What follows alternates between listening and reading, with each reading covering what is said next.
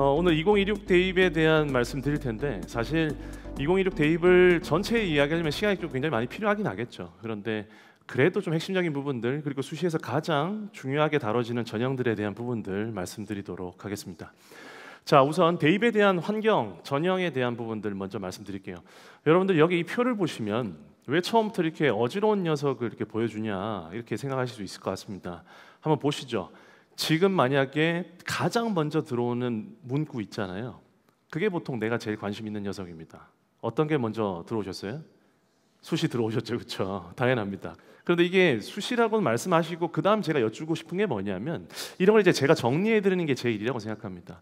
좌측에 이제 수시와 정시가 있고, 그 다음에 여기 학생부 교과 종합 논술 실기 실적, 그리고 수능 전형과 실기까지 두 번째 열이 전형에 대한 이야기입니다. 근데 여러분들은 전형에 대한 얘기는 다 대충 들으셨어요. 아, 그래, 교과 전형이 있지, 종합 전형이 있지. 그런데 옆에 있는 긴 녀석이 있죠. 긴 녀석이 뭐냐라는 거예요. 이게 바로 전형 요소입니다. 그러니까 여러분들은 제가 이 전형 요소를 표현했을 때 여기 중에 어떤 전형 요소가 나한테 가장 적합하고 중요하고 내가 지금 노리고 있는 무언가인가, 또는 내가 애를 쓰고 있는 무언가인가에 대한 생각을 꼭 하셔야 돼요. 나는 지금 무슨 전형 노리고 있죠? 나는 지금 무슨 전형 고민하고 있습니까? 학생부 교과 전형은 뭐가 핵심이죠? 교과 성적. 그 다음이 뭡니까? 수능 최저입니다. 그래서 그 중요도 순서대로 제가 써둔 거예요. 그런데 교과 전형에서 교과 성적과 그다음에 수능 최저가 있는데, 이쪽 끝쪽에 가보시면, 오른쪽 끝쪽에 보시면 빗금 긋고 제가 뭘 써놨죠? 서류와 면접에 대한 부분을 말씀드렸죠, 그렇죠? 근데 이 서류가 뭘까요? 아주 소수의 대학입니다. 무시하셔도 될까요? 네. 보이시죠? 고려대, 성균관대, 한양대부터 시작해서 자 경희대, 건국대, 동국대까지가 작년이었는데, 올해 시립대가 교과 전형에서 서류를 도입하고요. 27이라고 제가 써뒀죠. 2027에서 내년에 대입해서 숙명여대가 역시 최저를 폐지하고 여기 서류를 반영하는 방식으로 들어옵니다. 그리고 여기 면접도 있습니다. 우리 강원 지역 친구들, 춘천 지역 친구들도 굉장히 많이 쓰는 대학이에요. 예를 들어 가천대라든지 명지대 이런 대학들. 흔히 얘기하는 수도권에서 중위권 이하의 대학들이 면접을 많이 실시합니다. 근데 왜 그렇게 교과 전형에서 면접을 넣어서 우리를 귀찮게 하느냐라고 대부분의 아이들이 생각해요.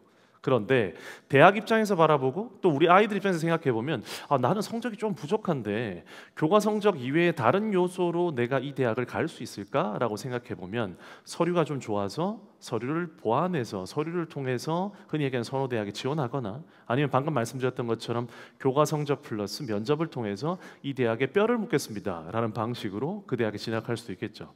그리고 종합전형이 있습니다. 종합전형에서도 가장 중요한 전형 요소가 뭐죠? 보이시죠? 중요도 순위라고요. 교과 성적입니다. 교과 성적이 지원 가능 대학을 결정하고, 그리고 그 옆에 있는 서류와 면접이 합부를 결정한다. 이렇게 생각하시면 됩니다. 그런데 종합전형에서도 내신 성적과 서류 플러스 면접이 있는데 수능 최저학력 기준을 걸고 있어요. 보이시죠? 스카이부터 시작해서 한양대, 이화여대, 홍익대, 그리고 내년에는 중앙대가 성장형 인재라고 해서 2027 노란색 색깔 칠한 거 보이시죠? 무려 3합6이라는 수능 최저를 걸고 내년에 신설합니다. 그리고 여기 왼쪽에 제가 하나 더 추가할 겁니다. 서강대, 숭실대, 성균관대 모두 다 내년에 새로운 전형을 이렇게 추가하거나 성균관대 융합형처럼 3합6이라는 수능 최저를 추가하는데, 이것들이 과연 나한테 유리한가? 내 아이에게 유리한가 불리한가에 대한 판단하셔야 된다는 거예요. 이 이야기를 보통 비수도권에 가서 아이들한테 얘기를 하잖아요. 선생님 3합6을 도대체 어떻게 맞춰요? 제가 의대 갈 것도 아닌데. 그렇게 생각하면 나는 이 기회를 못 잡는 겁니다. 내신 성적이 조금 낮다 하더라도 높은 수능 최저를 충족하면 이게 보완이 돼서 나는 그 대학을 갈 수 있는 거예요. 대표적인 경우가 고대 학업부 수형 같은 경우 4합8이라는 높은 수능 최저를 걸고 있습니다. 그러니까 일반 학생이라도 2등급 중후반까지도 합격할 수 있는 거거든요. 근데 그렇게 바라보면 3합6이라는 최저 높죠. 그런데 성균관대를 가고 싶어요. 중앙대를 가고 싶은데 내신 성적이 안 된단 말이에요. 그런데 만약에 수능 최저를 충족하면 3등급 때도 이 대학을 갈 수 있는 겁니다. 이렇게 접근해야죠, 사실은. 그리고 논술 전형, 사실 많이 지원을 하지는 않는다는 걸 알고 있지만 논술 전형에서 사실 가장 중요한 건 논술입니다. 그 다음에 수능 최저학력 기준이 있죠. 그런데 옆에 제가 표시한 것처럼 내신은 거들 뿐입니다. 그리고 교과 영역 자체, 교과 성적 자체를 반영하는 비율이 점점 대학들이 줄이고 있어요. 논술의 영향력이 더 커지고 있는 거죠. 거기에다 수능 최저까지 충족하는 게 중요하다는 걸 말씀드리고, 실기 실적 전형에서는 사실 학생들이 여기 앉아 있는 친구들이 학부모님도 아시겠지만 체육이나 미술 쪽 계열 친구들 친구들은 굉장히 성적이 중요합니다. 그래서 저는 이걸 어떻게 표현하느냐, 실기 실적의 경우에도 학교 생활을 제대로 해야 됩니다. 교과 성적이 좋아야 되고 종합전형 요소에 있어서 학생이 강점을 갖고 있어야 미술과 체육에 대한 능력도 인정받습니다. 그 부분 꼭 기억하시고, 혹시라도 2학년 이하의 학부형이 있으시다면 이 학생들이 학교 생활을 제대로 해야 미술과 체육에 있어도 진학이 유리하다라는 생각하고 계시면 좋겠습니다. 자, 그 다음에 정시 부분은 간단히 말씀드릴게요. 재밌는 건 뭐냐, 수능이면 될 줄 알았는데, 그래서 학생들이 학교 생활 게을리하고 그 다음에 수능만 잘 봐서 대학 가야지라고 하면서 정시 파이터라는 표현을 쓰기도 했는데요. 지금 이제 그게 쉽지가 않습니다. 그래서 이제는 땡땡 학년도에 익숙해지셔야 돼요. 2023 학년도 대입대 서울대, 2024에서 고려대학교, 2025는 없죠. 2026 올해입니다. 2026 대입에서 연세대, 한양대, 성균관대, 그리고 2027에서 역시나 동국대, 덕성여대, 그리고 성균관대가 하나 더 있죠. 왜냐하면 성균관대가 올해는 사범대만 서류를 반영하는데 정시에서, 내년에는 정시에서 종합전형을 실시합니다. 그리고 실기에서 수능의 실기 전형은 또 좀, 정시에서 실기 전형은 좀 수시하고 좀 다른 게요. 정시의 실기 전형은 역시나 수시에서 학교 생활이 중요하듯이 정시에서는 수능 성적이 중요합니다. 종합 전형에서 내신 성적이 지원 가능 대학을 결정한다고 표현했던 것처럼 이 실기 전형에 있어서도 역시나 마찬가지로 수능 성적이 지원 가능 대학의 범주를 결정한다 생각하셔도 거의 틀리지 않습니다. 그래서 지금 대입 상황은 뭐냐, 현재 2026 대입 설명드리면서 2027에 대한 방향 등등을 말씀드린 겁니다. 그리고 심지어 고등학교 1학년 이하의 학부형이 계시다면 이 흐름을 꼭 기억하십시오. 이게 지금 현재 대입이고 앞으로의 방향입니다. 무슨 얘기냐, 특히나 교과 전형에서 과연 누가 서류를 귀찮게 도입하는가, 종합 전형에서 누가 귀찮게 최저를 도입하는가, 정시에서 수능이면 됐지 왜 학생부까지 보고자 하는가, 이 대학들, 내가 만약에 이 대학을 원한다면 이런 전형 요소에 대한 생각을 가지시고 그 요소를 어떻게 하면 잘 키워갈 수 있을까, 강점을 만들 수 있을까에 대한 고민을 하셔야 됩니다. 올해 대입에서도 역시 마찬가지고요. 자, 지금부터 이제 전형에 대한 말씀을 드릴 텐데, 여기 보시는 학교장 추천 전형이 뭐냐면요, 자, 수도권이라고 써 있죠. 오른쪽 위에 수도권 대학에서 실시하는 교과 전형입니다. 수도권 대학에서 교과 전형, 그게 바로 학교장 추천 전형이에요. 그걸 뭐 다른 말로 지역 균형이라고 표현하기도 하는데, 여기 강원도 친구들이 쓸 수 있는, 예를 들어 강원대라든지 여기 뭐 한림대를 쓸 때 쓰는 지역 인재하고는 다릅니다. 지역의 인재가 아니고요, 수도권 대학이 지역을 균형적으로 선발하겠다, 그러면서 교과 전형을 실시한다 보시면 되겠습니다. 근데 그게 보통 이름이 고교 추천, 학교장 추천 이런데, 학교장 추천 전형의 경쟁률 변화라고 제가 표현했죠. 제일 아래 초록색 보십시오. 모집 인원입니다. 모집 인원. 그 바로 위가 푸른색이 뭐다? 지원자 숫자입니다. 그럼 제일 위가 뭐죠? 경쟁률이죠. 근데 경쟁률의 5년 추이를 제가 보여드렸는데, 여기 보시는 것처럼 이 5년 추이 중에 뭔가 하나 푹 꺼지는 데가 있죠. 최근에 보니까 2022 대입, 2023 대입, 그리고 2024 대입 가면서 2022 대입과 2023 대입에서 굉장히 지원율이 높았어요. 아이들이 굉장히 학교장 추천 전형 생기고 나서 야, 학교장 선생님께 추천받고 내가 쓰는 거니까 유리하겠지라면서 많이 몰렸습니다. 많이 몰리면 어떻게 되죠? 경쟁이 치열해지면서 입시 결과가 어떻게 될까요? 높아질 가능성이 있죠. 그래서 2022와 2023 대입에서는 이 학교장 추천 전형의 경쟁률뿐만 아니라 입결까지도 꽤 높은 편이었습니다. 그런데 2024 대입에서 왜 이렇게 꺼졌느냐? 2024 대입이 역대 우리나라 대입 모든 그 어떤 대입 역사에서 봐도 고3 수험생 숫자가 가장 적었던 해입니다. 고3 수험생 숫자가 적다라는 건, 이번에 올해 좀 수험생 숫자가 조금 많죠. 어떤 의미냐? 자동적으로 나는 그냥 내신이 떨어진다는 거예요. 자동적으로. 100명일 때 1등급은 4명이잖아요. 80명일 때 1등급은 3명입니다. 이해되시죠? 그럼 올해 황금돼지 뛰라고 할 수 있는 이 친구들은 인원수가 늘었으니까 역시나 나의 경쟁자 숫자, 내신이 조금 더 좋아지는 아이들의 숫자가 좀 더 커지겠구나 생각할 수 있겠죠. 2024에서 그런 어떤 의미가 있었냐? 아이들이 기본적으로 나는 좀 위축됐던 거예요. 아, 나는 기본적으로 내신 성적이 전에 선배들보다 좀 부족해. 근데 작년 입결 봤더니 높아. 난 쓸 수가 없겠어. 이런 상황이 생겼던 겁니다. 그래서 좀 이렇게 경쟁률 추이가 좀 떨어졌는데, 당연히 그러다 보니까 작년에 2025에서 일종의 기저효과죠. 작년에 경쟁률이 낮았어, 입결도 낮은 학과가 있네, 다시 올라가는 겁니다. 우리 아이들은요, 2024 대입에서 그렇게 교과 전형을 쓸 수 없잖아요. 그러면 다른 대학으로 눈을 돌리는 게 아닙니다. 그 대학에서 다른 전형으로 눈을 돌려요. 그래서 교과 전형은 2025 가면서 어쨌든 이게 올라가긴 했지만 2024 내려갔다가 2025 올라가고, 자, 눈을 떼지 마십시오. 여기서 그대로 보세요. 교과 전형 다음에 제가 종합 전형의 서류형을 보여드립니다. 어떻습니까? 5년 내내 증가하고 있죠. 계속. 무슨 얘기냐? 아이들이 교과 성적은 굉장히 높아요. 교과 전형은. 그러니까 그 대학에서 그 과를 가고 싶은데 이 성적으로 못 가겠으니까 눈을 낮추는 거예요. 어디로? 그냥 다른 전형으로요. 서류형, 그다음 면접형으로 가는 겁니다. 그래서 서류형은 계속 증가하고 있고, 제가 여기 보시는 것처럼 28,000여 건 올해도 2025 대입에서도 증가했고요. 면접형은 어떻습니까? 2024를 제가 처음에 말씀드린 이유가 이겁니다. 2024 대입에서 면접형이 아주 높아졌죠. 그리고 2025 대입에서는 어떻게 표현하느냐? 약간 주춤했다라고 표현하는 겁니다. 이런 건 떨어졌다고 얘기하는 게 아니에요. 왜냐하면 2021 대입부터 2025 대입까지 쭉 직선을 그어 보십시오. 그냥 쭉 증가하고 있는 거예요. 다만 재작년 2024 대입이 너무 높았다 보니까 2025 대입이 살짝 주춤했다. 왜 2024 대입이 높았다? 교과 전형을 쓸 수가 없었던 거예요. 아이들이. 최저도 굉장히 어려움이 겪었고요. 그런 상황이기 때문에 이런 흐름이 있다. 그리고 이게 바로 수시 전형에서 소위 메인 전형이라고 할 수 있고, 하나 더 추가하면 뭐가 있을까요? 바로 논술 전형입니다. 논술 전형은 정말 미친 듯이 오르고 있습니다. 이게 왜 그렇게 표현할 수 있냐면, 부모님들 보시는 것처럼 여기 제일 오른쪽에 있는 2025 대입의 지원자 숫자를 보십시오. 지원자 숫자가 48만 명이에요. 무슨 얘기냐?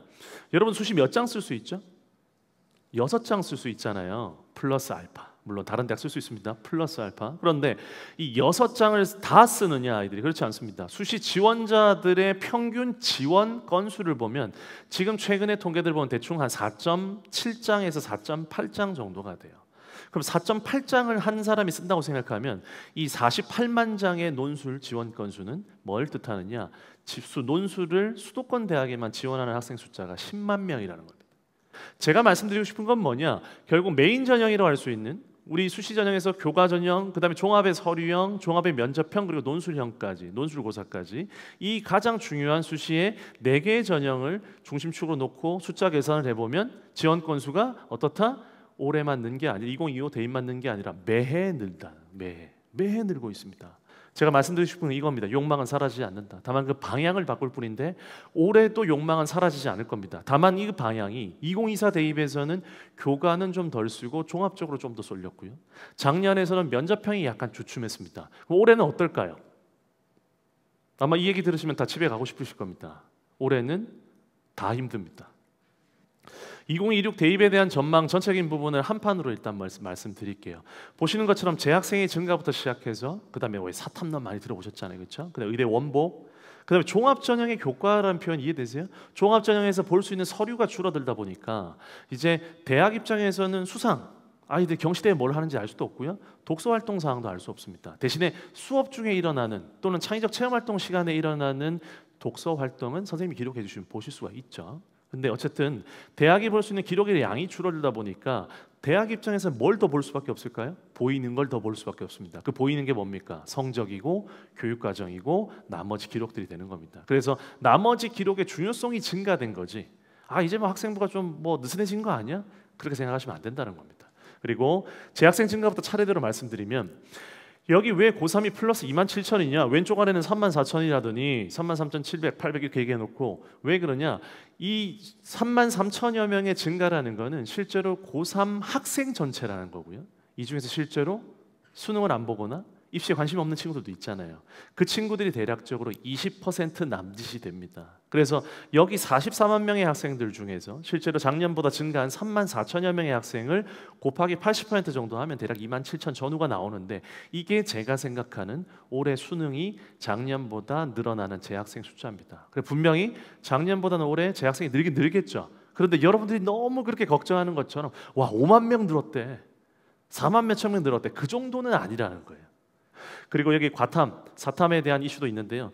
과탐을 선택한 친구들 중에 사탐으로 간 친구들은 누가 갈까요? 1, 2등급 가지 않습니다. 아무래도 3, 4등급 이하가 갈 가능성이 크겠죠. 근데 그 친구들 같은 경우에는 아무래도 사탐에서 높은 성적을 받을지 안 받을지 모르겠지만 기본적으로 중위권 아이들이 조금 위축될 가능성이 있는 거죠. 특히나 과탐은 학생 숫자가 줄기 때문에 상위권 아이들도 손해입니다. 그래서 과탐을 선택하는 것 자체가 굉장히 부담스러운 상황입니다. 지금은. 그런데 사탐은 뭐냐? 제가 중립이라 쓴 이유는 중립입니다. 말 그대로 공부하기 달려 있는 거예요. 그리고 그 아래 보시는 것처럼 제가 여기 정시 과탐 필수 대학이 있느냐? 정시 과탐 필수 대학 없습니다. 사실상. 서울대 빼고 나면 거의 없기 때문에 아이들이 사실 4탐을 선택해도 상관은 없어요. 그 말씀 드리고, 그 다음에 여기 2합 5, 6 라인의 미충족 증가 우려라는 표현은 뭐냐면 학생들이 보통 보면 2합 5, 2합 6에 해당되는 이 대학의 최저를 잘 못 맞춰요.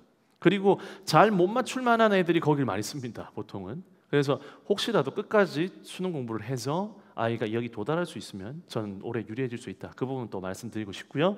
수능 체제에 대한 부분은 완화된 대학이 있다 정도로 보시고, 결론적으로 제가 말씀드리고 싶은 건 이겁니다. 슬프게도 어떤 것도 쉬워 보이지가 않는다라는 겁니다. 그래도 우리는 재수능 가능하니까, 이 표현은 아이들이 그 다음 해, 그러니까 고등학교 2학년까지는 같은 교육 과정이니까 혹시라도 이런 헛된 생각 가지지 마시라고요. 이런 생각 절대로 하면 안 됩니다. 아빠, 수능은 하루 만에 보는 거라 너무 긴장돼. 3번만 하면 잘할 수 있겠어. 절대 그런 생각하면 안 됩니다. 한 번에 끝내야 됩니다. 그리고 여기 보시는 것처럼 이 중위권 이하 학생들이 아무래도 두터워졌어요.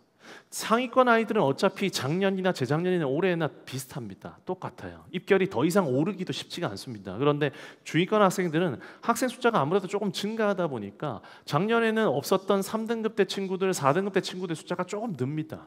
그래서 그 친구들은 올해 아무래도 약간 황금돼지띠라는 그 상황에 위축돼서 중위권 이하의 대학을 쓸 때 조금 하향 안전을 지원할 가능성이 전 높다고 생각해요. 그래서 내신 성적 3등급 대 4등급 대 친구들이 쓸만한 대학이라면 그 대학들은 끝까지 경쟁률도 좀 살피시고 좀 고민 좀 한 다음에 후보군을 좀 많이 두셨으면 좋겠어요. 후보군을 두시고 경쟁률을 끝까지 보신 다음에 지원하는 게 좋은 전략이 될 수 있을 거라 생각합니다.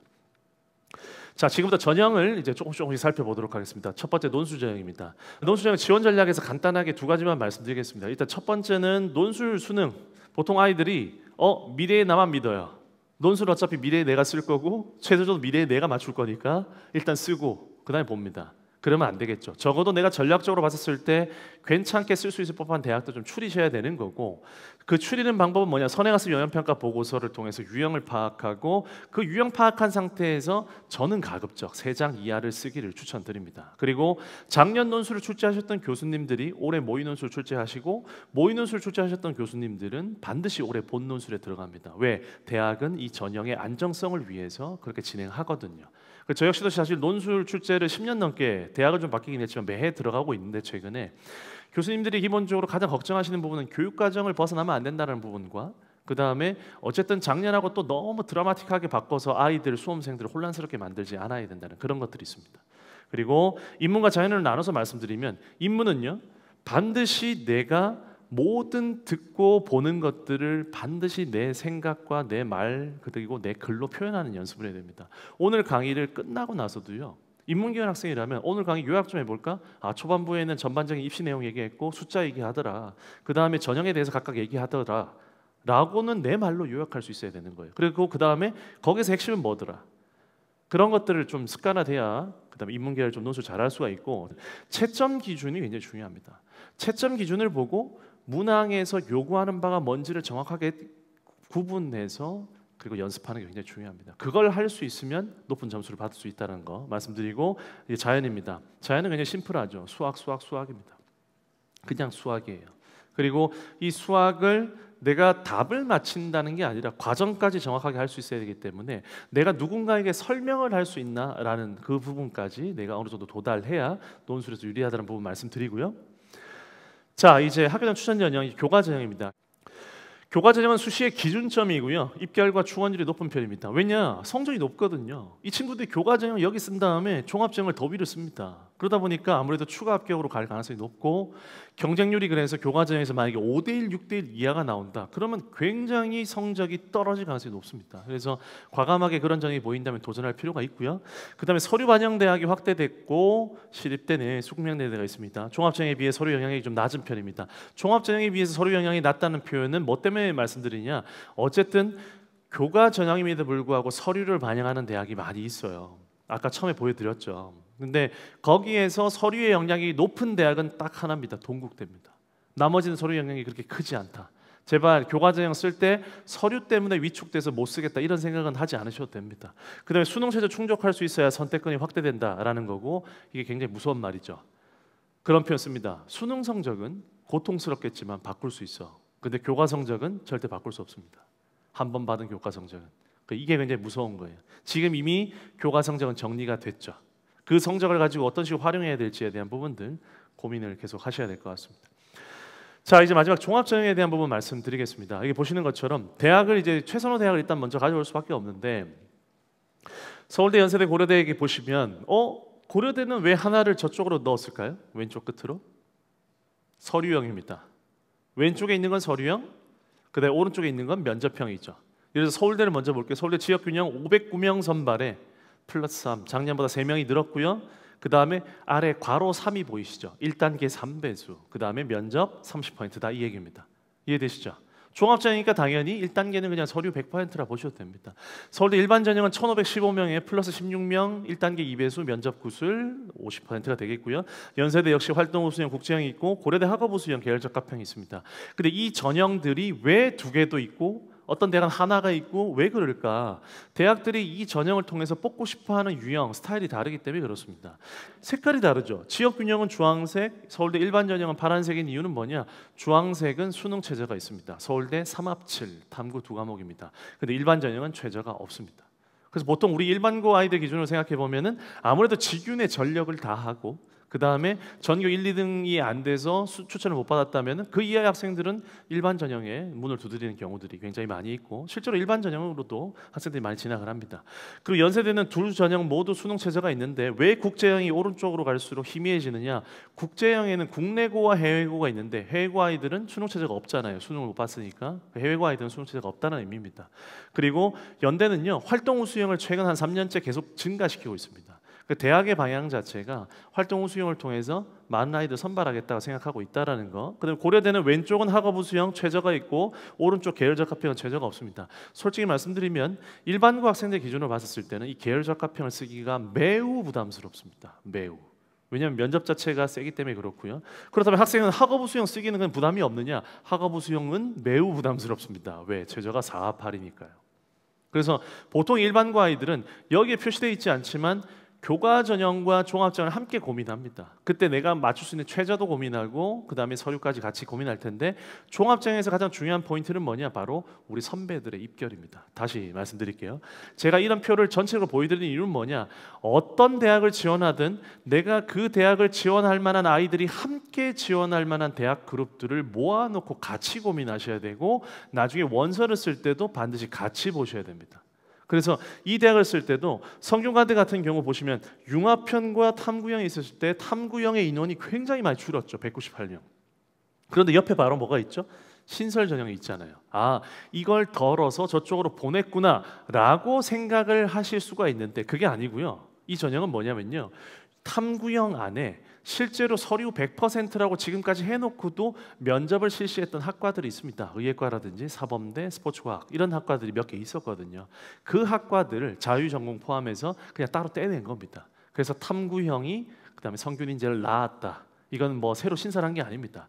분리된 거기 때문에 인원 축소라든지 신설에 대한 이슈에서 크게 흔들릴 필요는 없습니다. 그리고 한양대도 아래 보시면 서류형을 줄이고 추천형과 면접형을 좀 늘리고 있죠. 그리고 보시는 것처럼 추천형은 서류형과 똑같은데 추천형은 추천을 받아야 되고 그다음에 수능체 장력 기준이 있습니다. 아무래도 학생들 입장에서는 3합7이라는 수능체제가 좀 부담스러울 수 있죠. 근데 다시 말씀드립니다. 3합7이라는 최저 부담스러울 수 있습니다. 그런데 그걸 극복할 수 있는 아이라면 어떻게 될까요? 많은 경쟁자들을 떨쳐낼 수 있죠.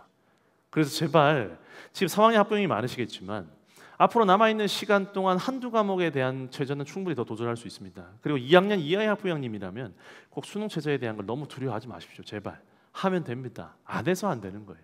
그 부분들 생각하시면 좋겠고, 지금 이렇게 줄어있는 녀석들이 어떻게 되는지 살펴보면 이렇습니다. 탐구형은 성균인재로 간 거고 한양대 서류형이 줄고 면접형이 증가된다. 이런 인원에서도 약간 큰 변화가 있는 녀석들은 좀 살펴보시고, 아, 여기서 내가 지원하고자 하는 학과나 모집단이라고 하는 그 학과, 학부 이런 것들이 작년보다 인원이 좀 늘었다. 야, 그러면 경쟁률만 조금 뭐 그렇게 높지 않으면 내가 지원해도 되지 않을까? 뭐 이런 생각들도 전략적으로 할 수 있는 거고요.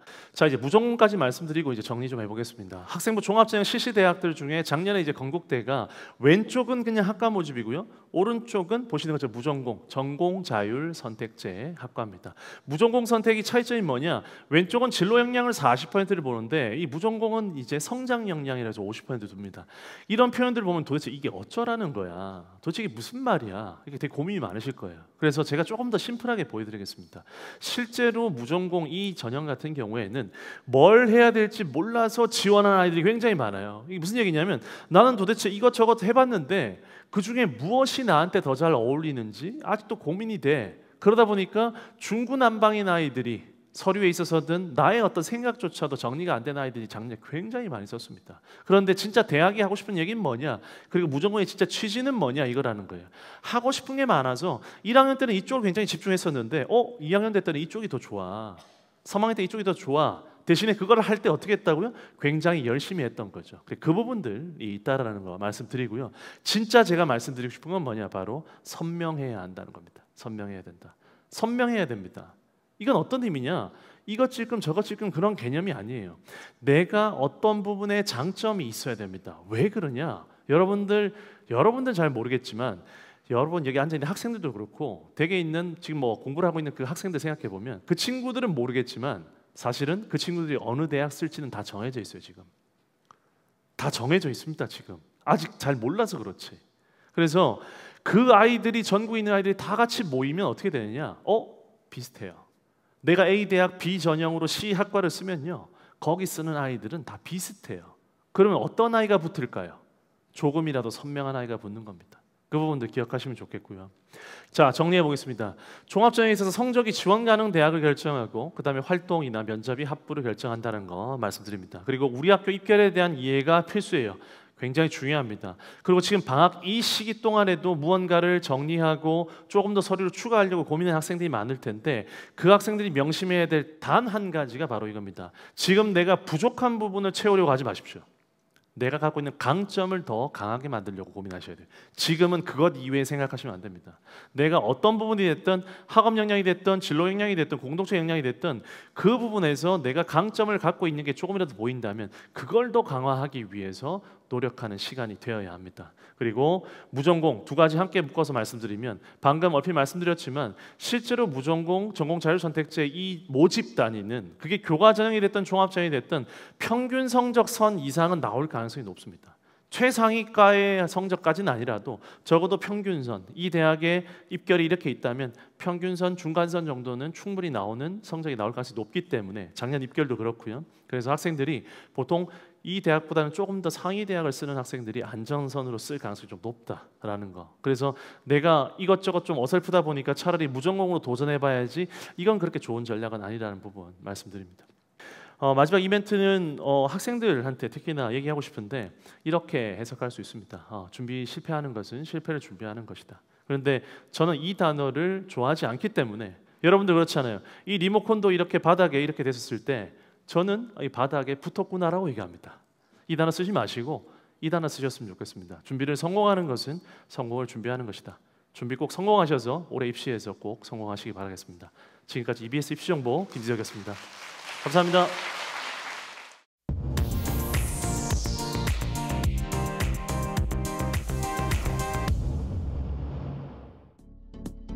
제가 지금부터 말씀드릴 부분은 저희 강원도에 있는 지역인재 전형에 대한 내용입니다.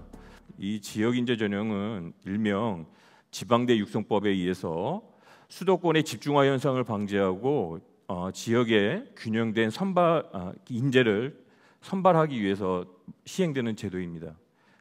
수도권을 제외한 6개 권역으로 나눠서 진행을 하고 있는데요.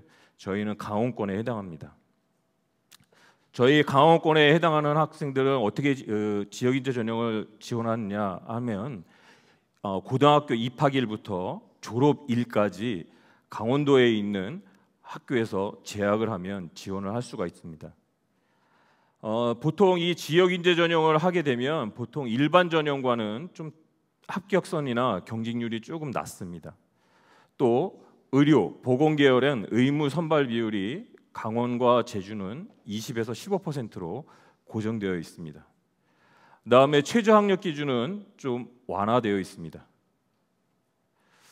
저희 강원 지역의 지역 인재 전형은 강원이라는 단어나 아니면 지역이라는 단어를 보통 포함한 전형이 되겠습니다.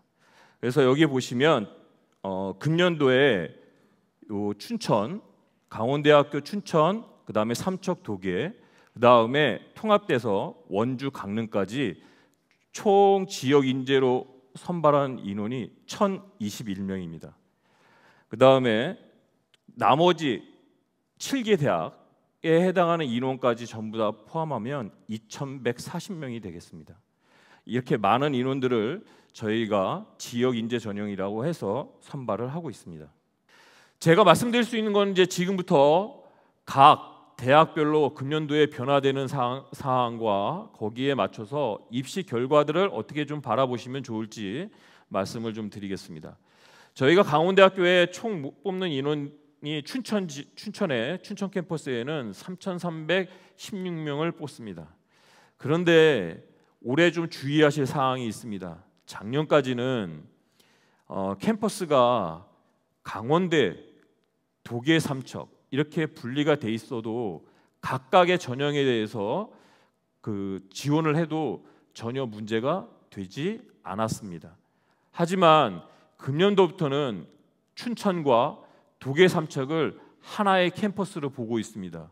그래서 어떤 특정한 학생 같은 경우에 강원대학교 춘천에 있는 간호학과를 지원을 하고 그다음에 도계에 있는 간호학과를 지원하는 경우 지역 교과 전형으로 둘 다 쓰는 경우 작년에는 허용이 됐습니다. 하지만 금년도부터는 허용이 되지 않습니다. 동일 전형에 대해서는 한 곳만 쓸 수가 있습니다. 반드시 유념하셔야 됩니다.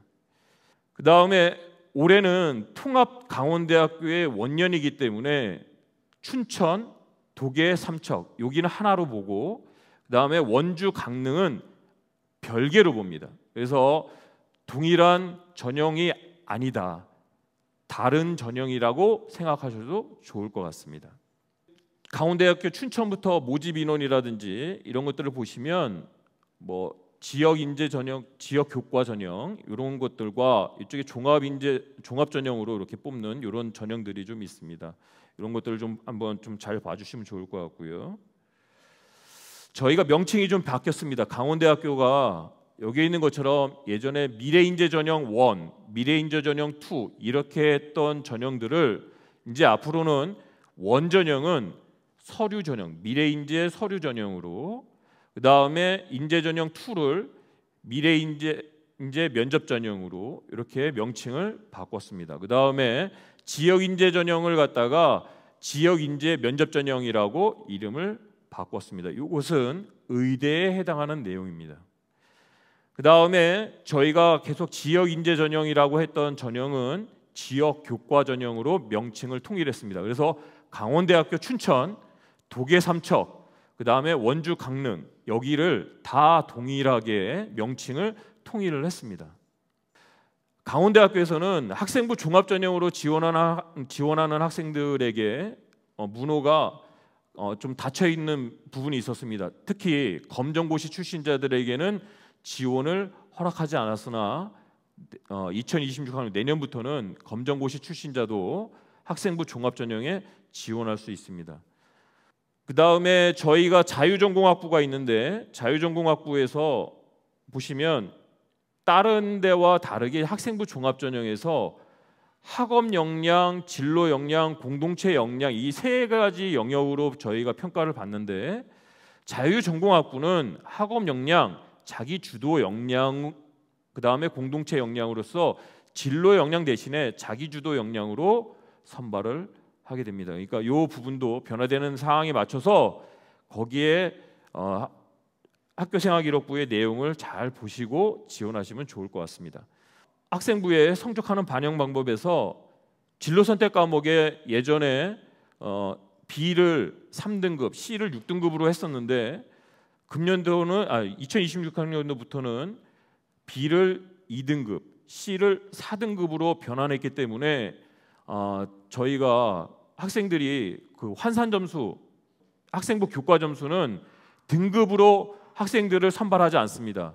반드시 환산 점수로 변환을 해서 그 점수에 의해서 합격 여부가 결정이 됩니다. 그래서 환산 점수로 다시 반드시 점수를 따져보셔야 됩니다. 같은 등급이라도 환산 점수는 달라질 수 있습니다. 그래서 이 등급의 변화에 의해서 전년도 점수를 그대로 반영하기에는 조금 약간의 변화가 좀 있습니다. 그 다음에 최저학력 기준이 변화된 과가 식품자원경제학과와 자유전공학부가 있습니다. 여기에 14등급과 15등급이 있습니다. 다음에 수학교육과 같은 경우에 수학에 대한 그 과목에 제한이 있었는데 그 제한을 풀었습니다. 그 다음에 자유전공학부는 과탐, 자연계열 같은 경우 과탐을 반드시 선택을 했어야 됐지만 이제는 사탐도 선택할 수가 있습니다. 학부가 변경됐습니다. 여기가 제일 중요한 내용입니다. 강원대학교가 여태까지 여기에 보시면 다 학부 체제였습니다. 그런데 올해 학부에서 전부 다 학과 체제로 전부 다 변환을 시켰습니다. 이게 엄청난 큰 파장이 있을 거라고 저희는 지금 예상하고 있습니다. 왜냐하면 강원대학교가 2018년도에 이렇게 모든 과들을 통합해서 학부 체제로 갔는데 금년도에 다시 학과 체제로 전환이 되는 이런 부분들이 있습니다. 이렇게 되면 학과별로 편차가 엄청나게 클 거라고 저희는 지금 예상하고 있습니다. 그래서 지원하실 때 과별로 얼마만큼의 편차, 성적이 날지에 대해서는 예전에 2017학년도에 그 강원대학교 입시 성적을 한 번 더 참고하시면서 지원하시면 좀 좋을 것 같습니다. 그 다음에 강원대학교에서 자유전공학부를 단과대별로 설치한 자유전공학부들이 신설됐습니다. 이 단과대학들별로 된 자유전공학부는 모든 학과를 들어가서 모든 학과를 선택할 수 있는 게 아닙니다. 2학년 때 모든 과를 선택할 수 있는 게 아니고 그 단과대에 있는 학과들 중에서 선택을 할 수 있습니다. 이 모집 단위도 신설이 됐기 때문에 이 부분도 잘 봐주셔야 됩니다. 그 다음에 여기에 탑 클래스하고 글로벌 통합학과가 있는데 이 부분은 모든 교육과정은 동일합니다. 이런 과들은 여기 기계융합공학부 같은 경우에 국립 강릉 원주대에 했을 때 기계공학과하고 동일한 과입니다. 그래서 이 두 과는 통합을 해서 같은 교육과정을 배웁니다.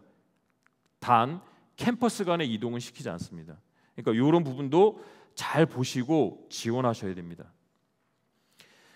저 강원대학교 춘천은 저희가 보듯이 여기에 국, 영, 수, 사, 과, 한국사 여기에 해당하는 모든 과목들을 다 반영을 합니다. 진로 선택 과목도 다 반영해서 성적을 반영한다라는 사실을 좀 알아주셨으면 좋겠습니다. 다음은 독일 삼척 캠퍼스입니다. 독일 삼척은 1382명을 뽑습니다. 모든 명칭이나 이런 것들은 다 동일하고요. 여기는 학과에 이렇게 명칭을 좀 변경된 과들이 있습니다. 요거는 아마도 통합하는 과정에서 명칭을 좀 변경된 것 같습니다. 여기가 조금 좀 달라지는 사항들이 좀 있는데요.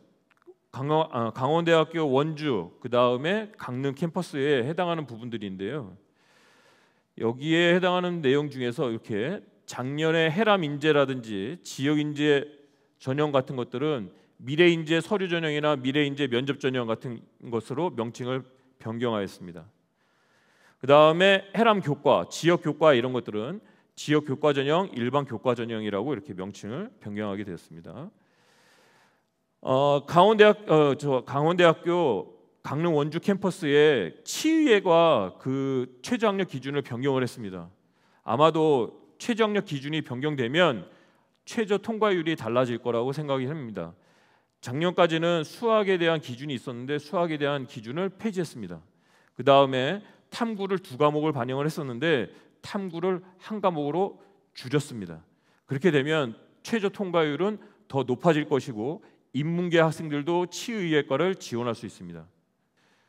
여기는 좀 반대로 강원대학교 춘천하고 좀 다르게 캠퍼스에서 학부 체제에 여기 있는 것처럼 학과 체제에 있던 것들을 학부 체제로 이렇게 통합된 과들이 좀 몇 개가 있습니다. 이것도 아마도 입결에 조금 영향을 주지 않을까 생각하고 있습니다. 특이하게 강원대학교는 모든 과목들을 다 반영을 하지만 강원대학교 강릉 원주 캠퍼스는 국, 수, 영, 사, 과 중에서 우수한 세 과목의 성적만 반영을 합니다. 그러니까 입학 성적이 조금 달라질 수가 있습니다. 그 다음에 과목 반영 수는 진로 선택 과목 반영 수는 최대 5과목을 반영을 하고 있습니다. 이번에는 가톨릭 관동대입니다. 그 가톨릭 관동대도 많은 인원들을 지금 선발을 하고 있습니다. 1,802명인데 이 안에서 본다 그러면 전년도하고 변화된 내용들은 거의 많지는 않습니다. 우선 조금 바뀌는 과들이 신설되는 과가 작업치료학과가 신설이 됩니다. 그 다음에 AI 소프트웨어 융합학부하고 이 안에서 있던 디지털 헬스케어 전공이라고 하는 부분이 이 AI 소프트웨어 융합학부 세부 전공으로 변경돼서 들어가게 됩니다. 다음에 간호학과의 모집 인원이 조금 늘었습니다. 다음은 경동대학교입니다. 경동대학교는 원주 문막에 있습니다. 원주 문막에 있는데 문막에 있는 과들은 전부 다 보건 의료 계열입니다.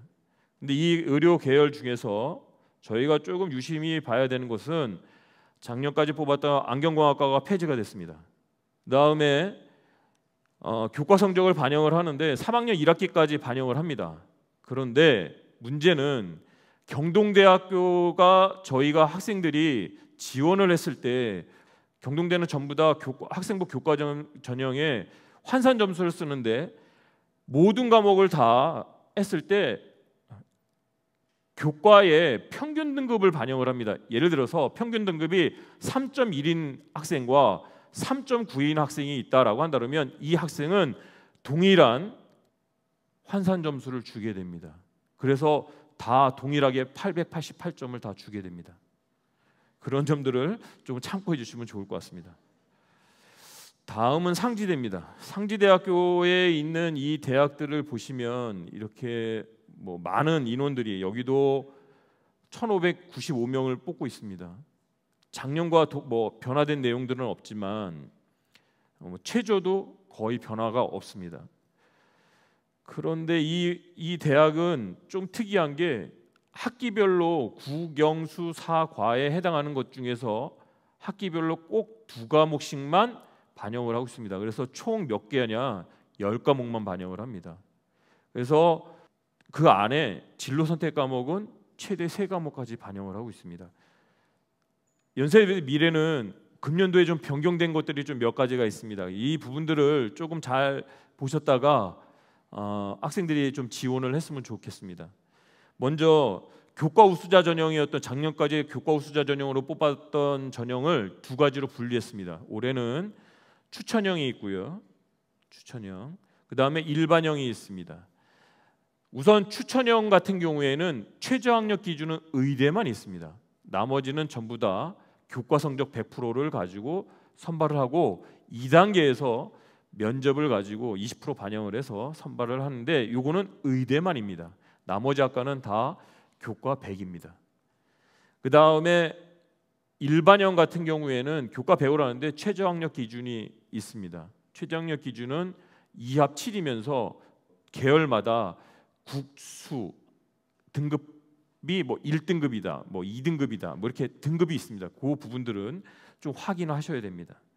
그래서 교과 우수자 전형의 추천형 같은 경우에는 전부 다 지원할 수 있는 건 아니고요. 2024학년도 작년에 졸업한 재수생까지만 지원이 가능합니다. 그다음에 교과 우수자 일반형 같은 경우에는 누구나 다 지원이 가능합니다.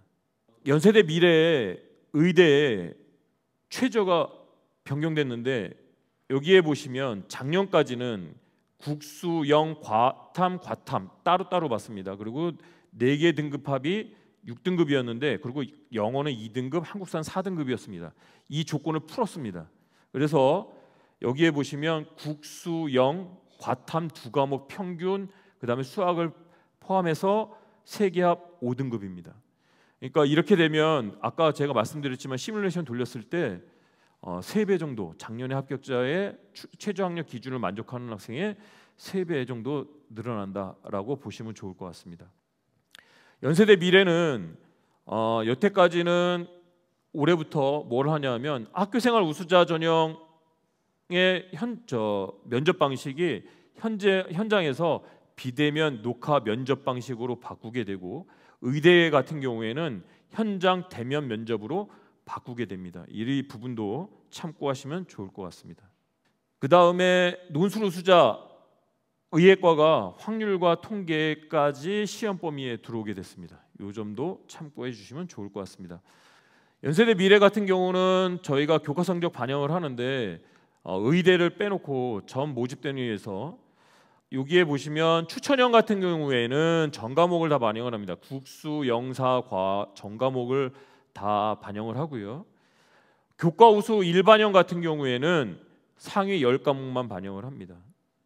그 다음에 의예과는 국수, 영, 사회는 반영하지 않고 과학의 전 과목만 반영을 합니다. 특히 진로 선택 과목은 3과목만 반영을 합니다. 이 점도 참고하시면 좋을 것 같습니다.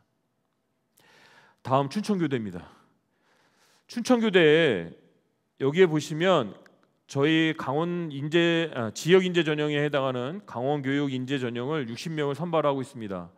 춘천교대가 금년도에 최저학력 기준을 변경을 했습니다. 탐구는 여기에 보시는 것처럼 2개 평균을 썼었습니다. 작년까지. 그런데 올해는 하나로만 바꾸고요. 그 다음에 사합에서 3합 10으로 변경됐습니다. 그러면 이 조건을 만족하는 학생들은 더 늘어날 거라고 생각이 됩니다. 그래서 저희가 가지고 있는 데이터로는 작년도에 4.05 등급이 작년도에 붙었습니다. 교대에. 그랬는데 이거보다는 조금 더 올라가지 않을까라고 지금 생각하고 있습니다. 다음은 한라대학교입니다. 한라대학교는 보시는 바와 같고 변경되는 내용들이 없고요. 여기도 국수, 영사, 과 중에서 우수한 10과목만 딱 반영을 하는데 진로 선택 과목을 최대 5과목까지 반영해서 성적을 반영하고 있습니다. 저희가 한림대학교가 올해 변경이 된 사항들이 있습니다. 학생부 종합전형을 할 때 이렇게 학업 성취 역량 30%, 전공 적합성 30%, 발전 가능성 20%, 인성 20% 이렇게 반영을 했었는데 이게 변경이 된 금년도부터 어떻게 변동되냐 하면 학업 역량이 40, 진로 역량 40, 공동체 역량 20으로 변경이 됩니다. 또한 자유전공학부 87명을 신설해서 뽑습니다. 최저학력 기준이 있는데 한림대학교는 의대하고 간호학과만 최저학력 기준이 있습니다. 이 점 참고하시고 진로 선택 과목은 3과목만 반영을 하게 됩니다. 제가 지금 마무리로 꼭 말씀을 드리고 싶은 것이 한 가지가 있습니다. 지금 학교에 있는 학생들은 2회고사가 1학기 2회고사가 끝나면 또 수시 원서를 쓰면 대부분 다 학업에 손을 많이 놓는 경우들이 많습니다. 저희가 지원을 할 때 종합 전형도 있고 교과 전형도 있고 여러 가지들이 있습니다. 그 전형들이 있는데 저희가 교과 전형을 쓰다 보면 대학 수학력 시험에 최저학력 기준들이 있습니다. 여기를 갖다가 통과하기 위해서 공부를 해야 됩니다. 그런데 대부분의 학생들은 수시 원서를 쓰는 순간 대부분 다 손을 놓는 경우들이 많습니다. 손을 놓지 않고 대학 수학력 시험까지 끝까지 공부를 할 수 있게끔 노력을 하는 것이 나중에 자기가 원하는 대학, 학과를 지원하는데 상당히 도움이 될 거라고 생각됩니다. 제가 드리는 말씀은 여기까지고요. 학생들이 여태까지 나와 있던 입시 결과라든지 모집 요강에 변경되는 사항이라든지 이런 것들을 반드시 꼼꼼히 체크하셔서 올해 좋은 결과가 있으셨으면 좋겠습니다. 감사합니다.